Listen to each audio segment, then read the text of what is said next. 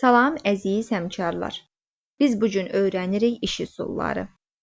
Deməli, birinci iş üsulumuz beyin həmləsi. Gəlin görək beyin həmləsi nədir? Yəni, beyin həmləsinin digər adı da əqli hücumdur.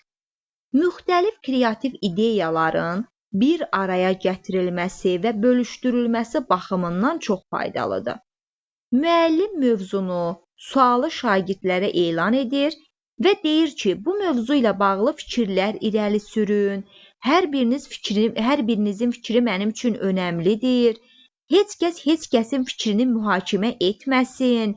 Müəllim mümkün qədər çox fikir toplamağa çalışmalıdır.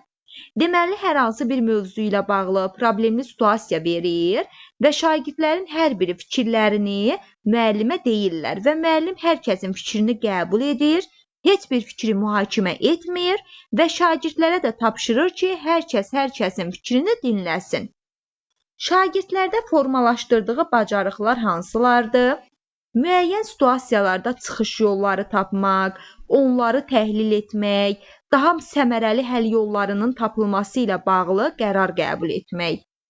Məntiqi və tənqidi təfəkkürü inkişaf etdirmək, yaradıcı təfəkkürü stimullaşdırmaq, şagirdlərdə özünə inam hissi stimullaşdırmaq. Gördünüz, dedik ki, heç kəsin fikrini müəllim, yəni necə deyim, hər kəsin fikrini qəbul elədi. Müəllim hər kəsin fikrini qəbul edir, heç kəsin fikrini mühakimə eləmir. Bu zaman nə olur? Şagirdlərdə inam hissi yaranır. Həmçinin insanlar arasında əlaqələri yaxşılaşdırmaq. Çünki hər bir şagird digər şagirdlərin fikrini dinləyir. Yəni, dinləmə mədəniyyəti də formalaşır.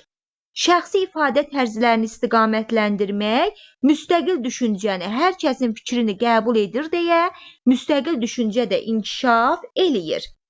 Beyin həmləsi üsulu həm qrup şəklində, həm də fərdi şəkildə aparıla bilər.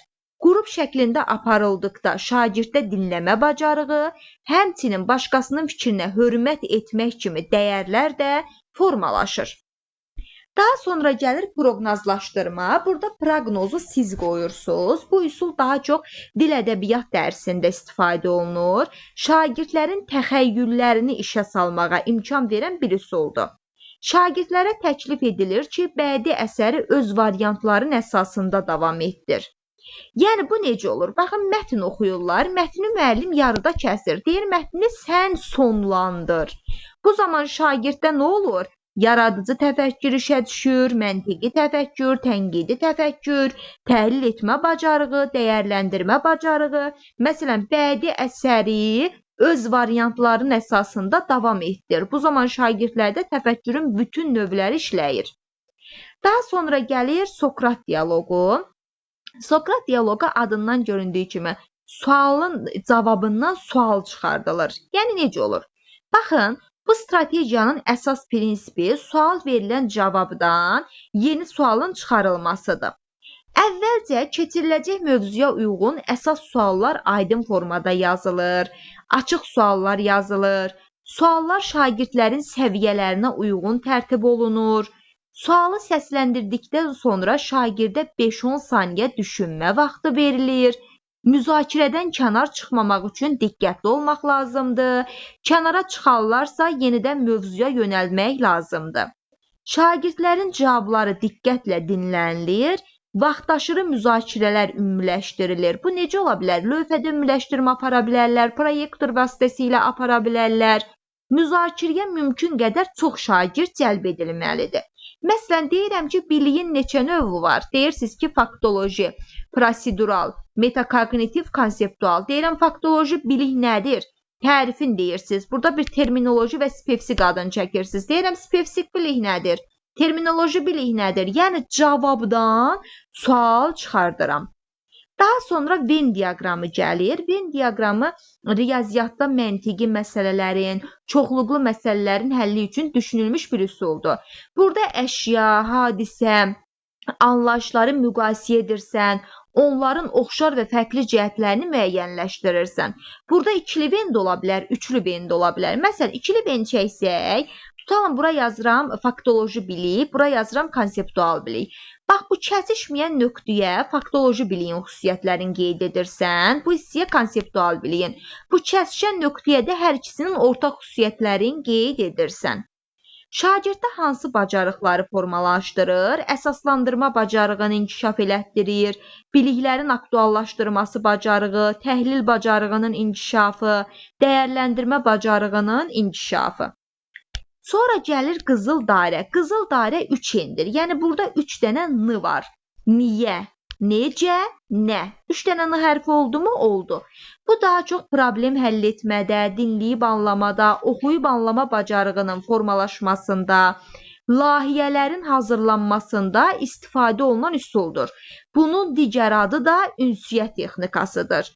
Bundan əlavə ideyalarımızı qruplaşdırmaq, daha sonra kommunikasiya məzmun strukturunu effektiv şəkildə qurmaq üçün də istifadə oluna bilər. Bu model sizə problemi, nitqinizi dəqiq və aydın şəkildə müəyyənləşdirməyə şərait yaradır. Şagirddə formalaşdırdığı bacarıqlar məntiqi təfəkkür, problem həll etmə, dinləyib anlama, tənqidi təfəkkür, oxuyub anlama, yaradıcı təfəkkür, əsas fikir müəyyənləşdirmə, informasiyanı qəbul etmə, bir də ötürmə bacarıqlarını formalaşdırır. Sonra gəlir ziqzaq. Ziqzaq iri həcmli mətn məzmununu qısa müddət ərzində öyrənilməsi baxımından məqsədə uyğundur. Burada 2 qrup olur. Bir doğma qrupları olur. Bir də yəni ana qrup, bir də digər qrup. Məsələn, sinifdə 4 dənə qrup var tutalım ki. Bunlar sizin doğma qruplarınızdır. Hər qrupda şagirdlər var. Şagirdlər başlayır sayır. 1, 2, 3, 4, 1, 2, 3, 4, 1, 2, 3, 4, 1, 2, 3, 4. Bunlar olur ana qrupda, yəni. Sonra siz deyirsiniz ki, 1 rəqəmləri olan bir yerə yığılsın. 2 rəqəmləri olan bir yerə, 3 rəqəmləri olan bir yerə, 4 rəqəmləri olan bir yerə. Bunlar birlər bir yerə, 2-lər, 3-lər, 4-lər yığılırlar. Daha sonra mətni hissələrə bölüb, bir hissəsini 1-lərə, bir hissəsini 2-lərə, birini 3-lərə, birini 4-lərə verirsiniz. Artıq mətni öyrənəndən sonra deyirsiniz, hər kəs öz əvvəlki qrupuna qayıtsın. Bu zaman görürsünüz, bir qrupda böyük bir mətni, bir hissəsini 1 öyrənmiş oldu. Birini 2, birini 3, birini 4 və böyük bir mətni qrupda müzakirə edib öyrənməyə çalışırlar. Şagirddə hansı bacarıqlar əməkdaşlıq, dinləyib anlama, oxuyub anlama, danışma, təhlil etmə bacarıqlarını formalaşdırır. Əşya və hadisələrə müxtəlif nöqteyi nəzərdən baxılması, bu üsul yaradıcı və tənqidi təfəkkürün inkişafına yönəlmiş tapşırıqdır. Bu üsul bir hadisəyə, əşyaya müxtəlif baxış nöqtələrindən yanaşmağı tələb edir. Şagirddə təhlil etmək, vəziyyəti qiymətləndirmək, məntiqi və tənqidi təfəkkürün inkişafı, bir də dəyərləndirmə bacarığını formalaşdırır. Aksiyon üsulu nədir? Aksiyon üsulu müəllim öyrənilən cisim və hadisəni müəyyən edir, sonra aksiyon başlanır. Yəni, hər hansı bir əşyanın, hadisənin adını çəkir. Şagirdlər növbə ilə onun haqqında fikir və xüsusiyyətləri söyləyir. Məsələn, deyir alma. Bu dedi, müəllim deyir 1, 2. Şagird öz fikrini söyləyir, sonra 1, 2. Digər şagird öz fikrini söyləyir. Sonuncu fikri deyən şagird də qalib sayılır. Öyrənilən cisim və hadisənin xüsusiyyətini sadalamaq, dinləyib anlama bacarığı, köhnə biliklərdən istifadə etmə bacarığı, bir də assosiasiya yaratmaq bacarığını formalaşdırır. Əşyalardan qeyri-adi istifadə nədir? Müəllim şagirdə bir neçə əşya verib, onlardan ikisini seçməyə tapşırır. Daha sonra bu 2 əşyanı bir yerdə necə istifadə edərsən, onlarla nələr edə bilərsən sualını verir. Bu oyunun əhəmiyyəti nədir? Şagirdlər adi, bildiyimiz əşyalar üçün qeyri-adi formada istifadə edirlər. Şagirddə yaradıcı təfəkkürü, dəyərləndirmə, tənqidi təfəkkürü, təhlil etmə bacarığını inkişaf elətdirir. Qərarlar ağacı nədir? Qarşıya qoyulan problemin həlli üçün müxtəlif yollar təklif edilir. Hər yolun nəticəsi qiymətləndirir və içərisindən ən yaxşı qərar seçilir. Ən səmərəli həll yolunun seçilməsi üsuludur. Burada beyin həmləsindən, müzakirə üsulundan istifadə olunur. Baxın, əvvəlcə problem müəyyənləşir. Beyin həmləsi ilə mümkün həll yolları, ideyalar müəyyənləşir. Həll yollarının müsbət tərəfləri, mənfi tərəfləri müzakirə olunur və o yolun 3-ü seçilir. Sonra 3 variantı yenə müzakirə edib biri seçilir və reallaşdırmaq planı cızılır, son həll yolu müəyyənləşdirilir. Sonda da qərar qiymətləndirilir və əsaslandırılır. Şagirddə hansı bacarıqları formalaşdırır? Çətin vəziyyətdə qərar qəbul etmək üçün problemin bir neçə həll yolunu tapmaq, qərar qəbul edirərkən səbəbləri təhlil etmək, əsaslandırmaq, ümumiləşdirmək, nəticə çıxarmaq, dəyərləndirmək, tənqidi və məntiqi təfəkkürün inkişafı, əməkdaşlıq, komanda işinə hörmət bacarıqlarını formalaşdırır. Biri də var sinektika. Baxın, qərarlar ağacında bütün sinif, yəni müzakirə edib qərar qəbul etdi. Amma sinektikada bir qrup problemi deyir, digər qrup problemin həll yollarını deyir. Yəni qərarlar ağacından fərqlidir. Yunan dilində müxtəlif cinsli elementlərin birləşməsidir. Şagird düşünmə fəaliyyətini qrup şəkildə aktivləşdirir, stimullaşdırılır. Baxın, problemlərin belə deyək.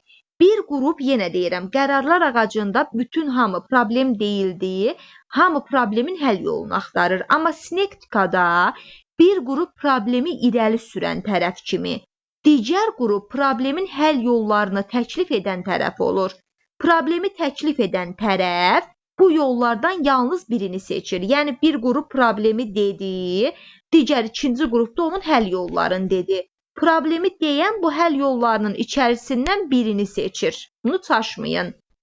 Şagirdlərdə formalaşdırdığı bacarıq, məsələnin problemin həllinə yaradıcı yanaşmağı, problemin optimal həll yolunun seçilməsi, fikrin interpretasiya olunması, başqasının fikrinə hörmət, əsaslandırma bacarığı, tənqidi və məntiqi təfəkkürün inkişafı, yaradıcı təfəkkürün inkişafı, assosiyaların yaradılması, bir də dinləmə mədəniyyətini formalaşdırır.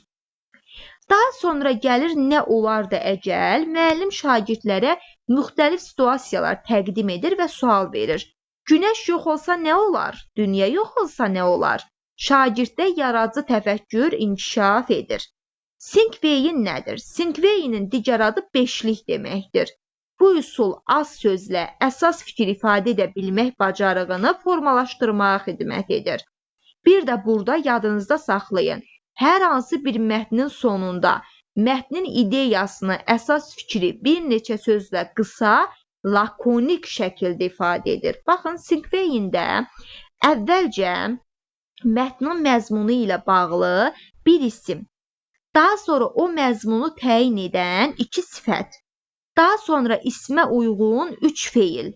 Növbəti mərhələdə mətnin ideyası 4 sözdən ibarət birləşmə, 4 sözdən ibarət bir dənə birləşmə daha, amma 4 söz var birləşmədə. Və ən sonda mətnin əsas fikrini yenidən bir isimlə ifadə etmək tapşırılır. Yenə deyirəm, mətnin ideyasına uyğun bir isimdir, o ismi təyin edən 2 sifətdir, daha sonra ismə uyğun 3 feildir, sonra 4 sözdən ibarət olan bir birləşmədir və sonda əsas fikri yenidən bir isimlə ifadə etməkdir. Ümumiləşdirmə, lakonik və dəqiq ifadə, nəticə çıxarma, oxuyub anlama. Buradan lakonik sözün yadınızda saxlayın, açar söz kimi. Bu bacarıqları şagirddə formalaşdırır. Frayer modelini yadınızda söz analizi aparmaq və söz ehtiyatı yaratmağı saxlayın. Yəni, şagird söz analizi aparmaq, söz ehtiyatı yaratmaq üçün istifadə edilən iş vərəqidir. Baxın, A4 vərəqi verilir. Burada bir də məsələn tərif verir, vacib xüsusiyyətlərini sadalayır, nümunələr göstərir, bir də qeyri-nümunələr göstərir. Məsələn, baxın, burada bir sifət vermişik. Sifətin, baxın, tərifin yazır. Məsələn, sifət əşyanın ad əlamətini bildirir. Adın bildirirdi, isim bildirirdi. Sonra onun xüsusiyyətlərini yazır. Tutalım, quruluşca 3 növü var, 3 dərəcəsi var. Sonra ona nümunə gətirir. Daha sonra da ona aid olmayan qeyri-nümunələr gətirir. Bax, bu aiddir. Yəni, tərifin verirsiniz, xüsusiyyətini deyirsiniz, nümunə gətirirsiniz, bir də qeyri-nümunələr gətirirsiniz. Şagirddə təhlil etmə, məntiqi təfəkkür, əməkdaşlıq cütlərlə olduqda əvvəlki biliklə yeni bilik arasında əlaqə yaradır. Anlayışın çıxarılması nədir? Şagirdlərin bildikləri arasında nə dərəcədə düzgün əlaqə yarada bildiklərini, bəzən keçirilənlərin anlama dərəcəsini yoxlamaq üçün istifadə olunur. Məsələn, bir neçə söz yazılır, orta hissə boş qoyulur. Şagird həmin hissələrə baxır, ortanı tapır. Tutalım ki, burada yazıram, bax, belə deyək, əzbərçi bilikdir, faktoloji və spesifik bilik növü var, belə deyək də, faktoloji, terminoloji və spesifik növü var. Məsələn, isim əşyanın adını bildirir, bu biliyə aiddir. Bunlar baxırsınız. Oxuyursunuz, deyirsiniz ki, hə, bu deklarativ biliyin xüsusiyyətləridir. Buna yazırsınız deklarativ bilik. Və ya məsələn, deyir ki, prosesin icrasını təmin edir. Daha sonra meyarlar, alqoritmlər, metodlar, ardıcıllıqlar buna aiddir. Oxuyursunuz, ortaya deyirsiniz ki, hə, bu prosedural bilikdir. Yəni, qıraq hissələri, xüsusiyyətlərini oxuyub mərkəzi tapırsınız. Şagirddə məntiqi təfəkkür inkişaf elətdirir, müstəqil şəkildə anlayış çıxartmaq, assosiya yaratmaq, ümumiləşdirmək, qruplaşdırmaq, bir də nəticə çıxarma kimi bacarıqları inkişaf elətdirir.